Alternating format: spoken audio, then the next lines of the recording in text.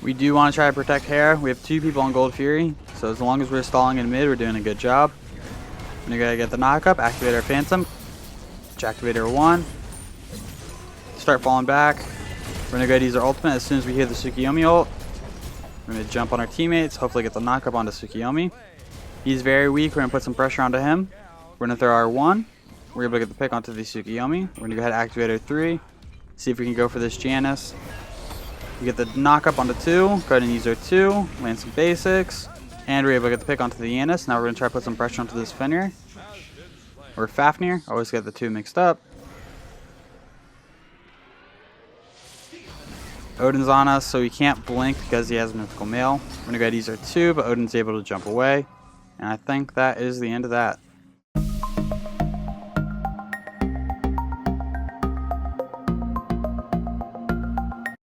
What a do, skibbity boo, it's your boy Shiny Bee Gaming, and today we have a viewer request and a skin showcase for the Malware Jormungandr in solo.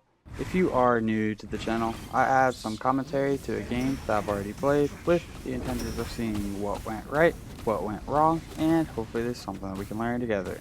If there is something that we learn together, make sure you check out the channel and subscribe for more content. As always, the full build is in the description down below. If you are a returning viewer, I feel like Jorm was kind of struggling for a while. He did really well in Season 6 and 7 whenever he had a lot of flat pen in solo lane, but with a bunch of item changes, he kind of fell off. Recently, he just received a bunch of buffs, and I feel like he's starting to kind of make an appearance again. I saw a lot of Jormungandr in the PTS, and he was very impressive, so I thought it was time to try him out in solo lane, and he works out pretty well. His early game is really strong. He can apply a lot of pressure. His mid and late game isn't fantastic, and his ultimate's pretty easy to dodge, but if you can get away with the strong early game, you can make an impact in the mid and late game. So let's go ahead and jump into his kit. Jorm's 1, Venomous Haze. Jorm fires a toxic cloud onto the ground. This field damages and slows enemies inside of it every second. If Jormungandr interacts with the toxic cloud with his 2 or his 3, the duration of the cloud is reduced to 8 seconds. Jorm can have a maximum of 9 clouds at a time. The slow is going to be 15%, the slow duration is 1 second, and the cloud duration is 20 seconds. Jorm's 2. Jorm is going to channel for 1.2 seconds. At the end of the channel, Jormungandr roars, dealing damage to all enemies, trembling and slowing enemy gods by 30% for 1.5 seconds. Each cloud increases the size of this ability and empowers them up to 3 times, while also dealing extra damage to enemies hit. Extra damage after the first instance is halved. While empowered, Jormungandr's basic attack fires at a faster rate. The empowered buff is going to last for 2 seconds. Jorm's 3. Submerge. Jormungandr submerges into the ground and turning invisible as he searches for prey.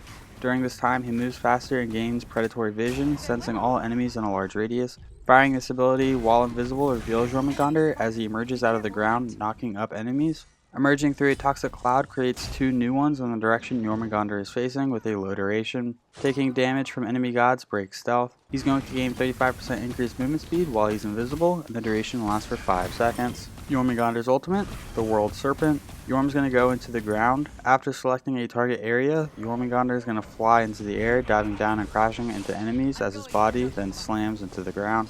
He must travel 2 more times. When Jormungandr emerges and submerges during this ability, he knocks up enemies, and with each submerge, he leaves behind a toxic cloud. And finally, Jormungandr's passive. Immovable. Jormungandr is so large he cannot be affected by hard displacement. Instead, he gets dazed, a fading non-cleansable slow that increases the damage he takes for the duration. Any attack speed based items are going to recharge Jormungandr's basic attack.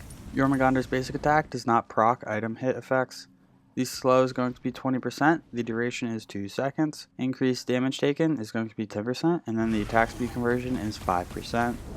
In terms of the leveling order, at level 1, we want to put a point into area 1, level 2, put a point into area 2, level 3, put a point into area 3, level 4, another point into area 2. We want to max out our ultimate whenever we can, max out our 2, max out our 1, max out our 3.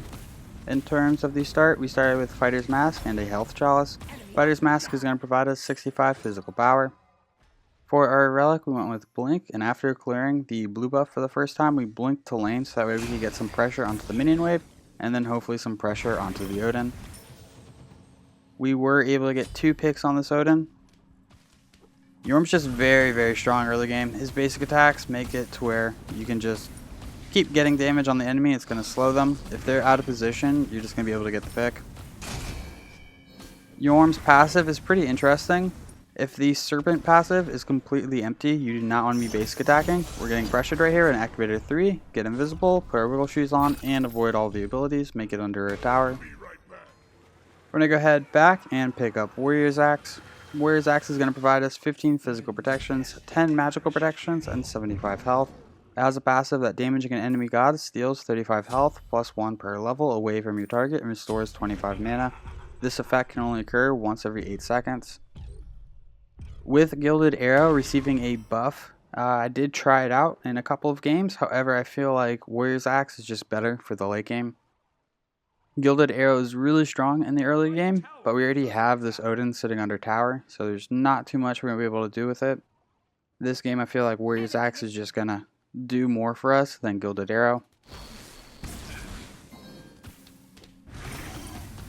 But if Yorm's passive is empty, we do not want to be basic attacking. We want to try to use an ability, let it refresh a little bit, and then continue basic attacking.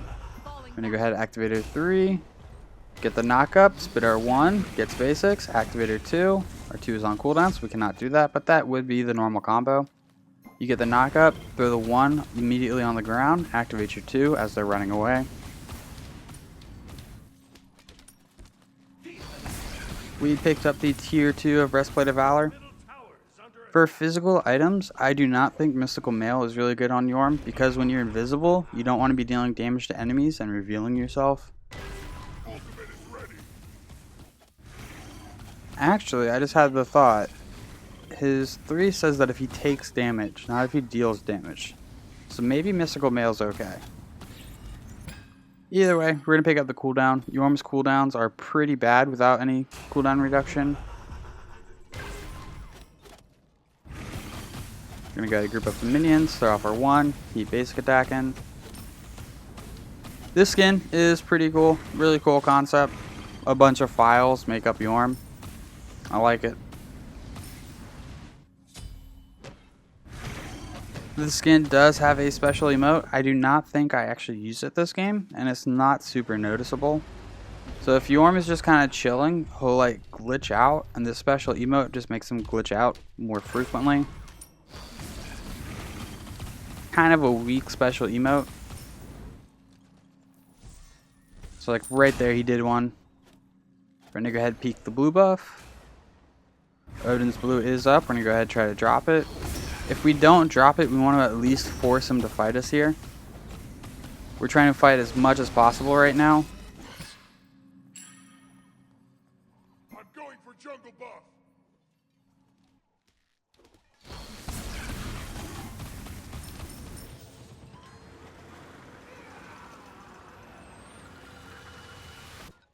We're going to go ahead back and pick up the Breastplate of Valerie. Breastplate of Valor is going to provide us with 65 physical protections, 300 mana, 10 MP5, and 20% cooldown reduction. Whenever we're wearing blue, we're going to be picking up an additional 10% cooldown reduction, so we're going to be sitting at 30%. 40% is the cap, so if we go over that, it's going to cap out at 40%. Way to let a buddy down.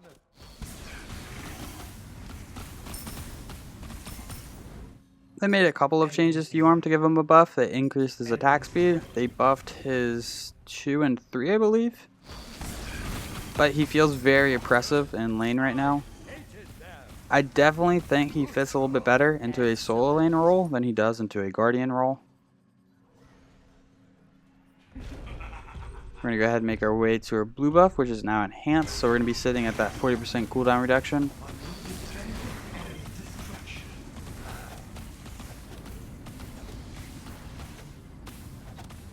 Right here, we're just basic attacking, even though our passive is fully down, because we needed to drop the blue. Your attack speed starts fast, and then as the passive goes down, it slows down quite a bit.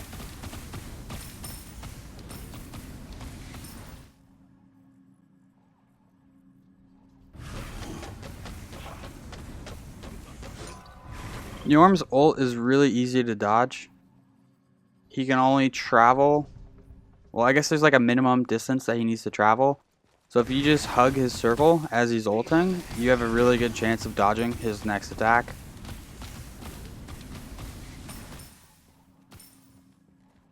We're gonna go ahead and peek Odin's blue. We hear Tsukiyomi. We want this fight. We're not scared of these guys. We're gonna go ahead and get some good damage off. Throw off our one. We do have our ultimate if we get in any trouble. Bologna comes in. We're gonna go ahead and use our ultimate. Use our ult a little early there. We're gonna get some pressure onto this Odin. Bologna is able to pick it up. We take a tower shot. We're gonna throw off our 1. Throw off our 3. Get the knockup. Go ahead and activate our 2 while we're in a pool. And we're able to get the pick onto the Tsukiyomi. Yanis is nearby. We're going to go ahead and just avoid him. Blink away. Bologna is still fighting. Bologna did some work getting his health pretty low. If we were there, we probably would have been able to get the pick. However, we're playing it safe. We're just going to go ahead and fall back.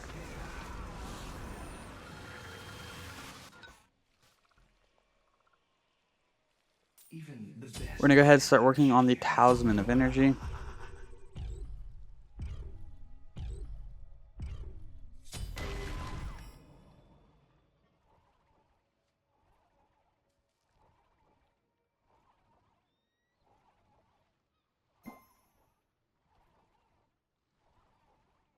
I feel like magical defense items are in a really good spot. You have a lot to choose from, and I feel like a lot of them are really solid. So like here we could go Talisman of Energy, we could go Pestilence for anti-heal, we could go Shogun's Kasari for attack speed, we could go Talisman for attack speed, or we could go Voidstone for a little bit of penetration. I do think Talisman of Energy is a little bit stronger than Shogun Kasari, but like it's still a valid option. If you know that your support is going into Talisman, you can just pick up Shoguns and kind of double down in the team fights.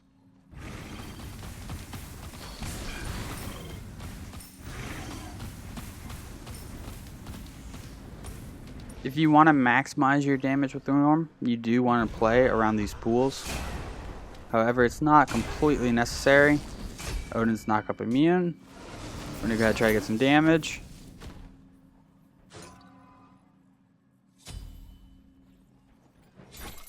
Looks like we're going to try to have a party around their blue.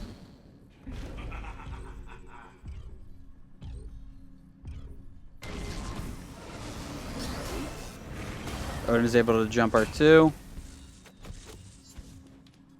Nice wiggle.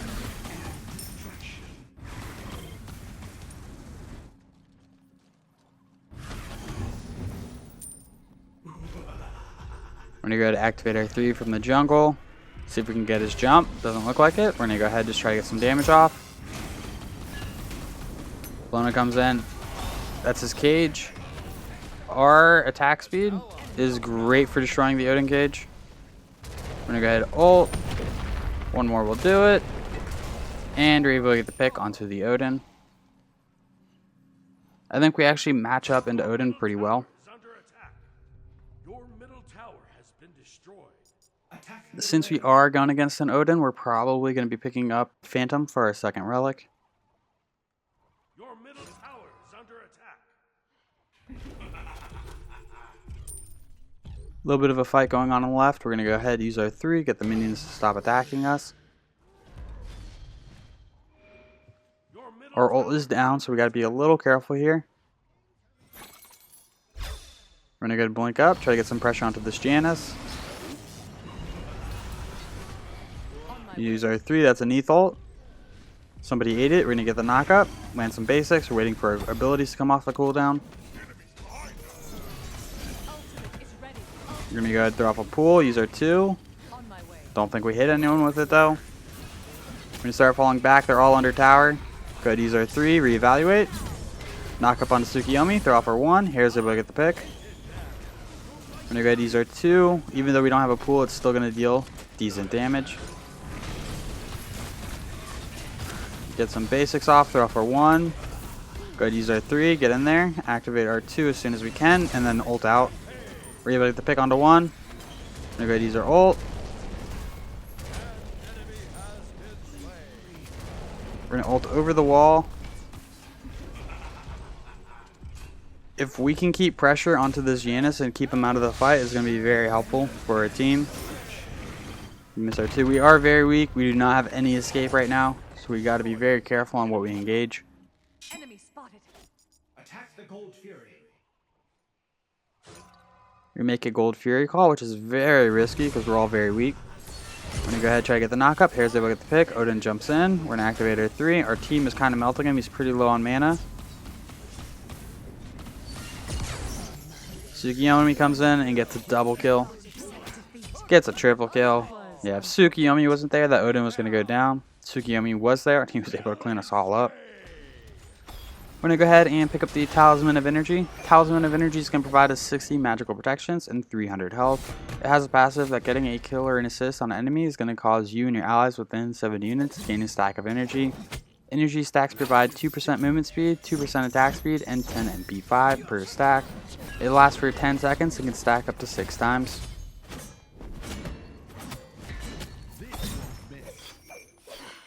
I think Shogun's actually gives you a little more attack speed than Talisman of Energy, but Talisman of Energy provides you movement speed and MP5 as well.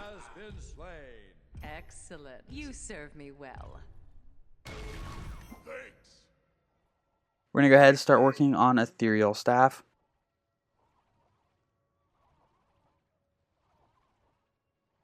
Our blue buff is up. We are looking to be more involved in team fights than sitting in our lane and farming at this point in the game.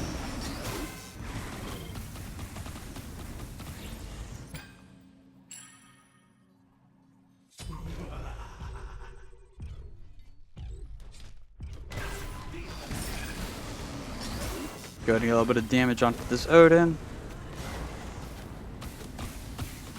Enemy missing middle.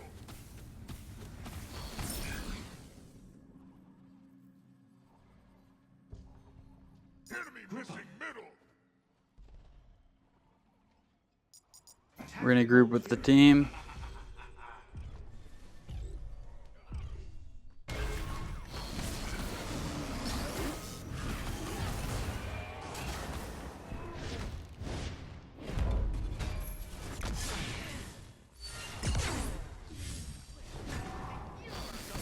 We do want to try to protect Hera. We have 2 people on Gold Fury, so as long as we're stalling in mid, we're doing a good job.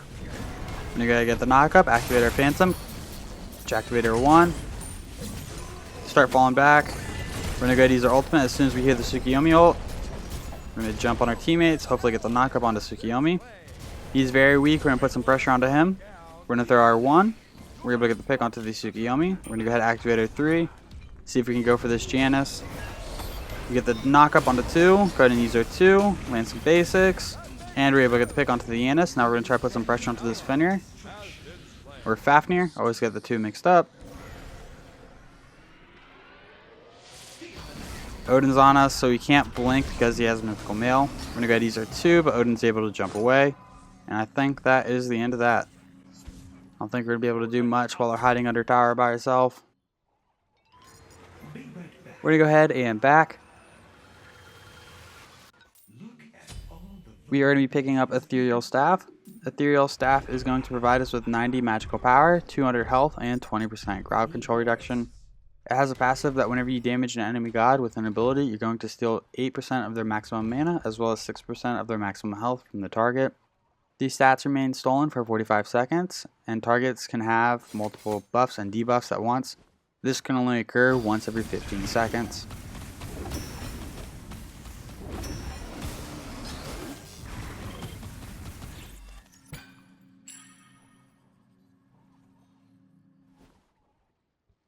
After going into E-Staff, we're going to start working on Mantle of Discord, get some additional protections for whenever we upgrade our Warrior's Axe to Sundering Axe.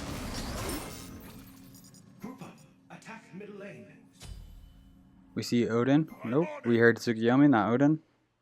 We see his footsteps. Odin runs right past us. We're going to go for the team fight in mid. We're not concerned about Tsukiyomi or Odin over and right. Got an Activator 3, go straight for this Janice. 3, 2, 1, or 3, 1, 2. Yanis is able to portal out.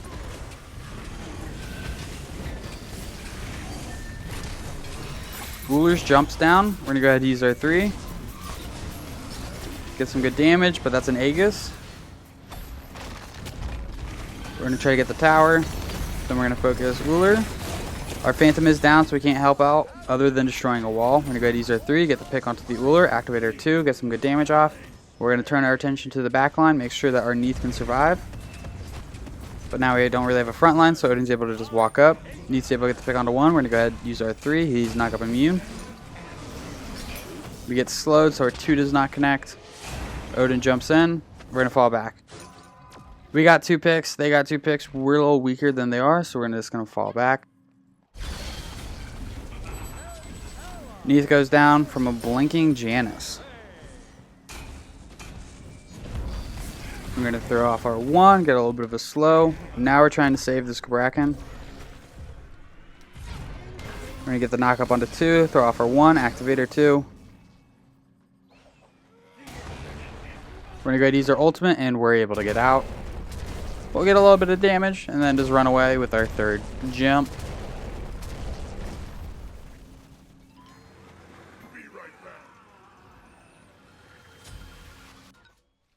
Eight, 1, and 5 been involved in 13 of our 15 kills, so we're doing pretty good. We do want to try to rotate, pick up our enhanced blue before rotating to any team fights. If there's a team fight breaking out on our tier 2 tower line, either left, mid, or right, we would rotate to it instead of going for our blue. But since there's no major fight, we're just going to go ahead and pick up our blue. This is going to put us at 40% cooldown reduction, which is the cap.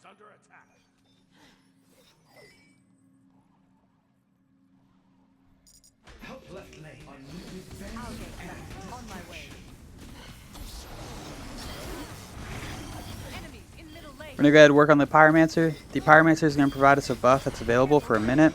Whenever we leave Fountain, we're going to gain 40% increased movement speed for 15 seconds. So it's really good for backing, buying, and then making your way back to lane. Go ahead and use our 3, get a little bit of pressure onto this Janus. That's his portal. That is an Odin jump. Odin jump and shield. There's no follow-up damage onto him though. We're gonna go ahead and use our 3. Get some good damage onto 3 people. Activate our 1. That's an Odin cage. We're gonna go ahead and pop our Phantom. Make sure that anyone who wants to get out can get out. We're gonna go ahead and use our 3, 2. Get some good damage off again. Land some basics. We're able to get the pick onto 1. That is 2 people down on the enemy team. We still have all 5. We want to fight here. As a solo laner, we want to be the front line. We want to put as much pressure as we can onto their damage characters and make sure that our damage characters can push in and attack the tower.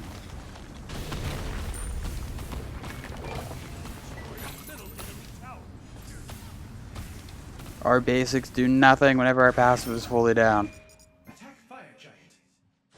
On my way. They have 2 down. We have wards. We have the full team. So if we can get fire right here, that'll be pretty big. We are afraid of the Janus ult. He did just use it in that last fight, but I feel like Janus gets his ult really quickly, especially if he's building cooldown.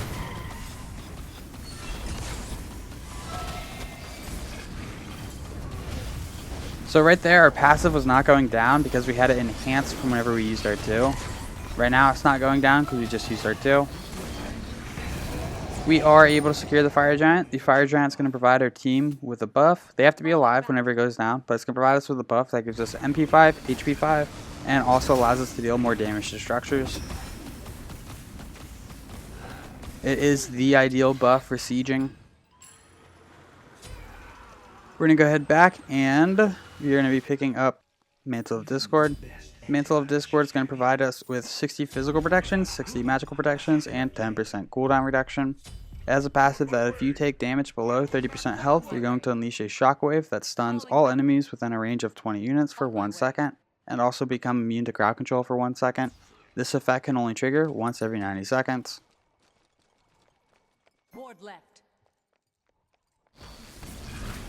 We're going to go ahead, hit the Scorpion, then hit the purple buff.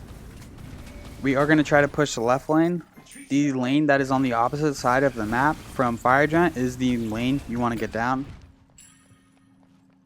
Reason being, if we can take down, in this case, the left enemy Phoenix, and then Fire Giant respawns, the enemy team is probably going to have somebody in left lane taking care of the fire minions, and then it will be a 4v5 on Fire Giant.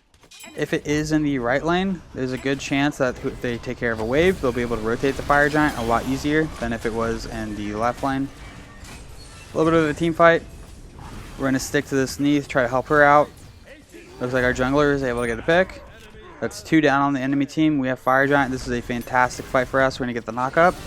Activate our 2. We should have thrown our 1 right there before activating our 2. Minion step in the tower, so we're going to step out. That's 3 down on the enemy team. We should absolutely be able to get this Phoenix right here. We're going to go ahead, just go straight for their back line. We're able to get the left Phoenix. We're going to go ahead and get the middle Phoenix just because it's going to allow us to feel more comfortable. It'd be a shame if we only got 1 Phoenix and then died trying to get the Titan. Getting 2 Phoenixes and then dying at the Titan, this makes me feel a lot better. We're going to go ahead and get some pressure onto the Titan. Start by getting some pressure in Ullr's Aegis.